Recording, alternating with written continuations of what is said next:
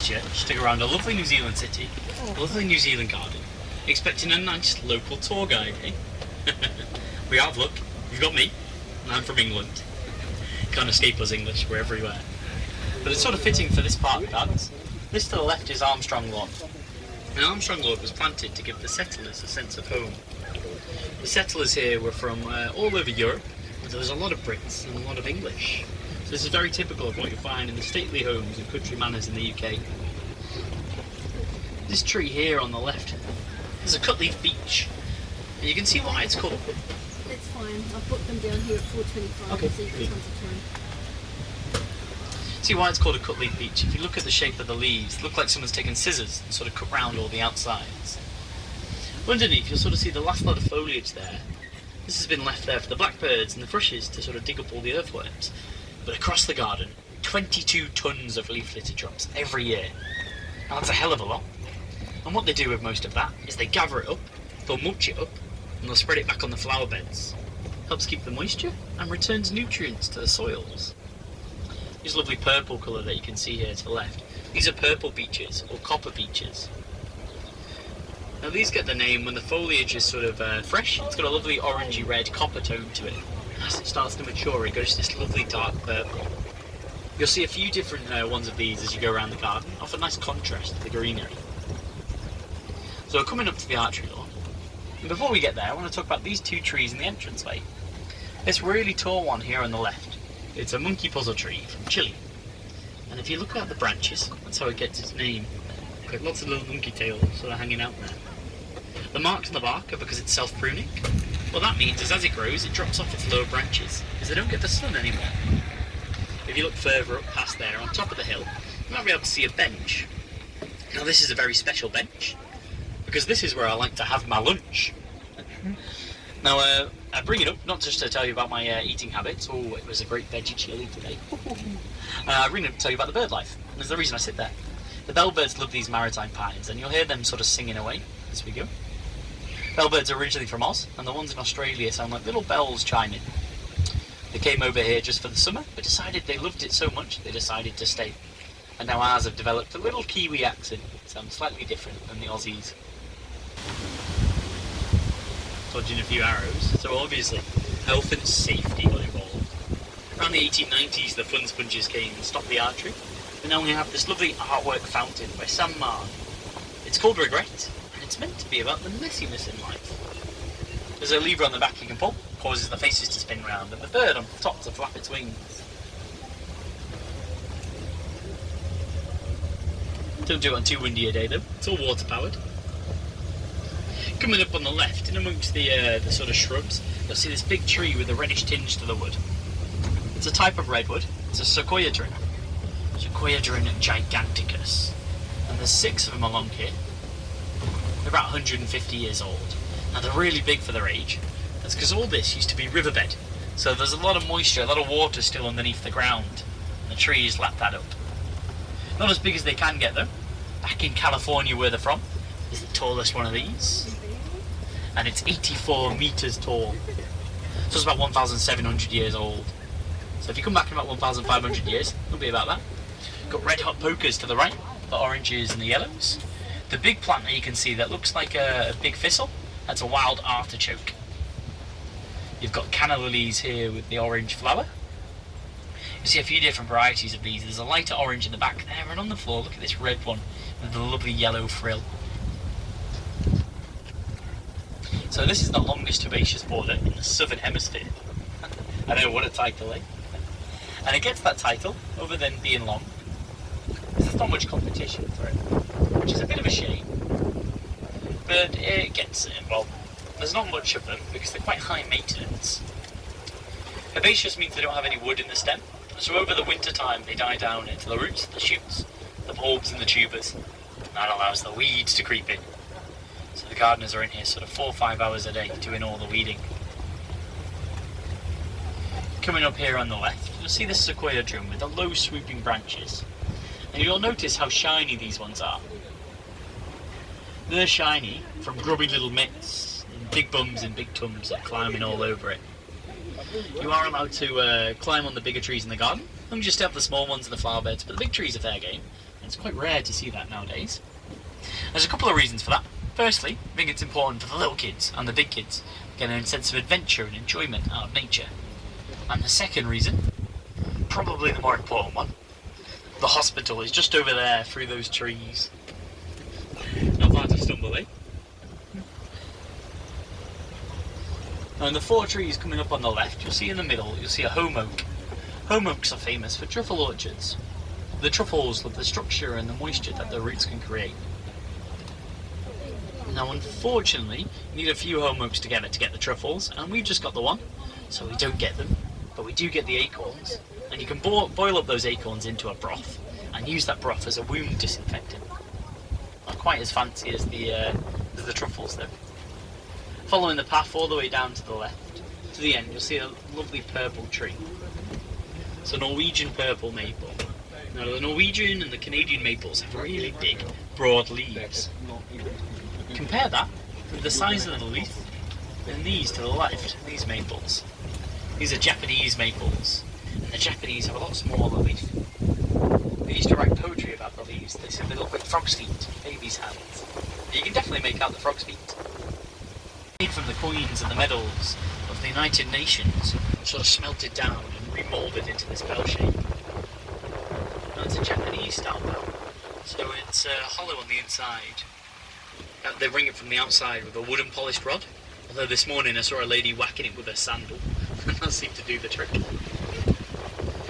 This low swooping branch here on the right, it's an almost minor, a golden elm. This gets the name golden elm. If you look from the outside the leaf, you'll see a lovely golden colour to it. You can sort of make it out now. Behind there is a witch elm or weeping elm. These are very peculiar. They're from Scotland. And this one's grown to the left, because all the light's blocked to the right by the golden elm.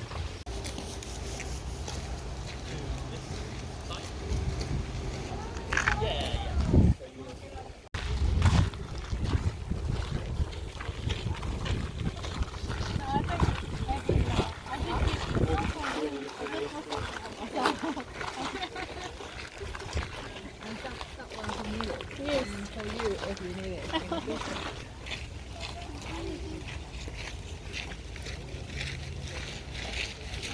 Think of the long breathing system.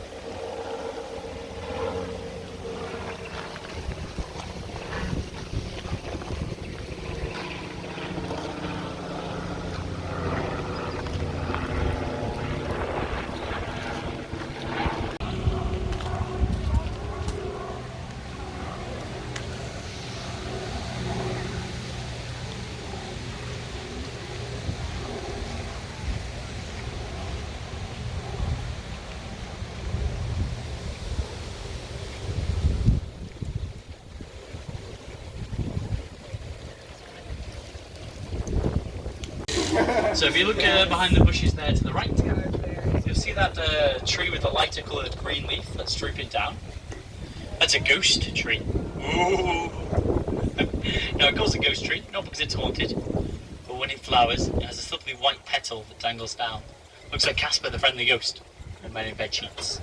It's also sometimes known as a dove tree or a handkerchief tree. But if I call it either of those, I can't make the ghost noise, can I? There's no fun. This to the right here, these are the fuchsias. Now New Zealand has the largest species of fuchsia in the world. It's the tree fuchsia. You'll be able to spot some of these in the native gardens later on. Up to the right you've got the Macaca or Monterey cedar.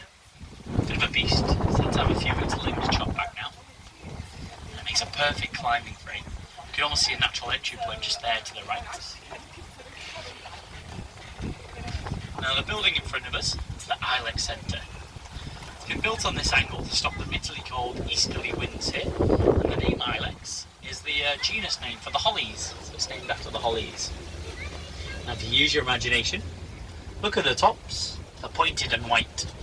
And underneath it has this mottling pattern. It's meant to reflect the snow-capped mountains of the Southern Alps.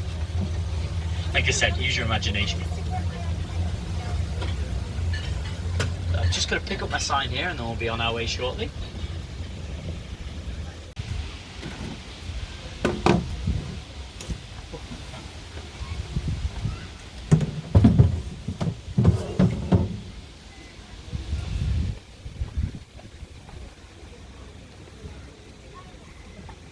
Right, let's get going here.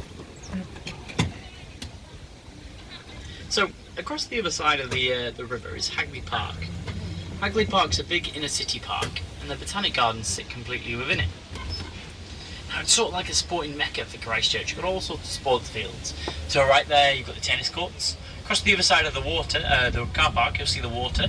They do model boat racing. Further around, there are football fields, rugby fields, and the Hagley Oval. So the Hagley Oval is Canterbury's cricket ground, and while the main stadium's been rebuilt, it housed the odd international game there. If you are lucky enough to go to the last one, you'll have seen cricket world champions England come to town. Cocoa palms means no coconut. There's a bit of a warm breeze that comes through this part of the garden. Just stops the moisture from freezing in the winter. So the palms like just this spot. Blue flowered sage there on the left. It's the North American garden. And everything's starting to bloom for the summer. But if you have a little look through the foliage into the water, you'll see two trees with the roots submerged. Now these aren't drowning, these are Florida swamp cypress, and they can live their entire life with the roots underwater like this, or on land. They don't seem to mind either way. This lovely white of this grandiflora magnolia here on the left. It's well worth the price of admission. But what we can do, if we creep past quite slowly, you can have a free peek in through those doors.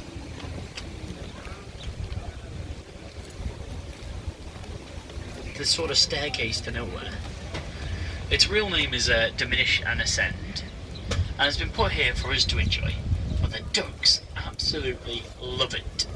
It always needs a scrubbing, so there is a brush around here somewhere if anyone wants to earn a free tour. The big noise foliage that you can see on it, that's a Canada goose. No, I don't think it's this one, but there is a Canada goose somewhere in the gardens that have a little gosling with them. Hopefully we see them, and if we do, then gosling's called Brian. What else would you call a gosling, eh? So we're coming up to the weather lawn now on the left. Look at this wildflower border here on the left. The last couple of months it's just looked like a bunch of weeds, but now you've come at the right time. All the poppies are starting to come out. Now there's a path down the middle that lets you walk in amongst it, and you can get the photos as if you're stood between them without damaging any of the plants. They're building the green shed here on the left. There's a magnetic observatory called the Workshop. This is where Shackleton and Scott came to calibrate their instruments before they headed down to the South Pole. They wanted to be free of all the metal structures that you found in the city, so they wanted to find true south. And for that, the gardens were sort of perfect for them. Now it's no longer used as a magnetic observatory, as you can probably tell by the metal fence behind it. That's why it's called the weather lawn here. It's weather monitoring equipment in there. And they grow like this until they get to a certain height. It's usually around 7 to 10 years old. And if you look at the two on the right, it's starting to go through a bit of a change. The leaves are starting to face upwards. They're starting to turn green, and they're starting to lose those teeth. When they're brand new like this, they're very cute to watch. So you'll see mother ducks sort of dip underneath the water, and the first duckling and the second one. And in the first few days of life, they haven't really mastered the diving yet. So they pop back up like little fluffy tennis balls. Over here to the left, these are the paradise ducks. There's the female with the white head. And that's her ducklings with her. I don't know where dad is. So the ducklings get the male plumage through first. So these look like males, but I think these ones are going to be females. If you look around the base of the bill, they're starting to get the white through there. The white plumage of the female. They mate for life, and they each have their own territory in the garden, so you'll see a few different pairs as you go around. Coming up here to the left, sort of taking the path up to the peace belt, you'll see 6 very skinny cherry blossoms. There's sort of 3 on each side. These were planted here by the families of the Japanese students who we lost during the earthquakes. So we've got real sentimental about them, sort of pride and place in the middle of our gardens.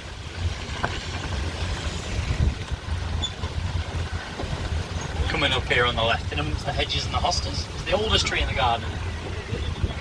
It's an English oak, planted in 1863 to commemorate the marriage of Prince Albert, Prince of Wales, and Princess Alexandria of Denmark. The story goes that when they married, they sent out an acorn to all the Commonwealth countries. 156 years later, this is what we have. Well, that's the story anyway.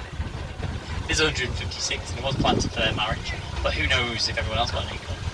Oh, there's a shag on the border there, on the end of the river. It's a little shag, this one. So it's got the white around the face.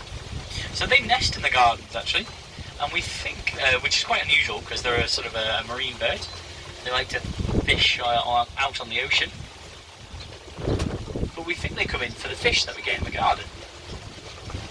So now the hydrangeas in the middle, azaleas around the outside, and magnolias above.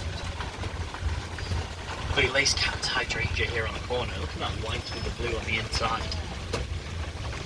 And the head of that pink hydrangea. So the building in front of us is the curator's house. Built in 1920 for the curator of the garden to live in. Though he thought it wasn't private enough. He was sick of people being able to peer in over the hedge and watch him sunbathe. So he moved out. And a Spanish tapas restaurant moved in. Do lovely Spanish tapas food with some New Zealand fusion. It's absolutely torture going past here just before lunchtime. It's usually about now the sangrias start to come out.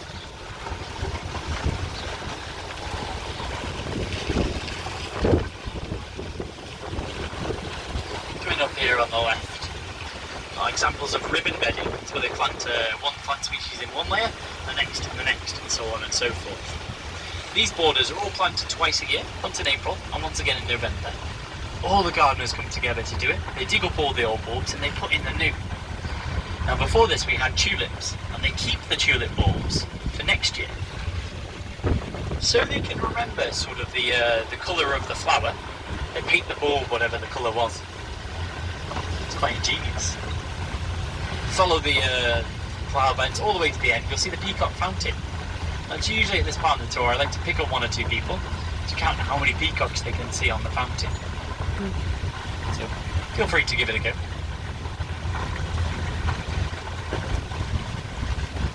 Here's a little bit of a mean trick though. There aren't any.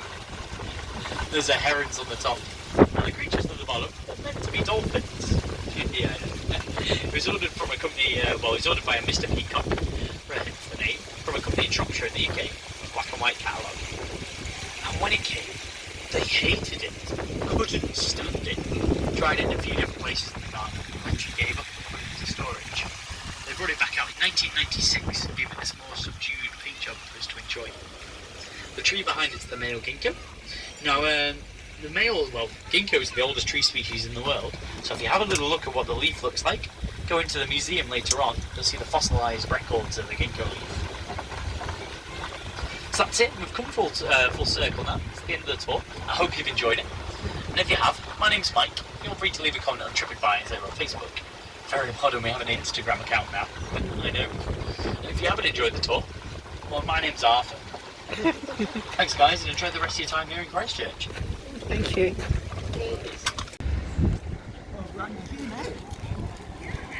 Look at